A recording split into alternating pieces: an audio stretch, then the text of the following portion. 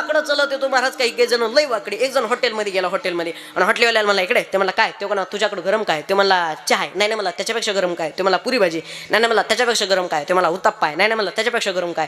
त्याला असा राग आला आणि रागाच्या भरात काय म्हणला माहितीये का? माझ्याकडे सगळ्यात जास्त गरम इस्तू म्हणला. इस्तू हे इस्तू म्हणला की हे लगेच कसं करतो आणि एक प्लेट इस्तू. ह्याने एक प्लेट इस्तू आणला आणि ठेवलं त्याच्या पुढे. ह्याने खिशातून बिडी काढली, इस्त्याला चिथीलून वडीत निघून गेला. आपण इतकं वाकडं चालत बघा. काय सांगा बरं, लक्षात घ्या. चला, विषय हा चाललेला आहे, मुद्दा हा चाललेला आहे. माणसानं बोलत असताना प्रेमानं बोलावं. एक जण चपाती वाढायला आला आणि चपाती वाढायला आल्याच्या नंतर माझ्या शेजारी जे बसलेला का तो कसं करतो, वाढ महाराजाला भेटत नसते वाढ. म्हणजे माझ्या घरी मी काय गाजऱ्या गवत खातो का काय मेळच लागत नाही महाराज. सांगा बरं, माणसानं बोलत असताना प्रेमानं बोलावं. प्रेम सुख देई प्रेम प्रेम समाधान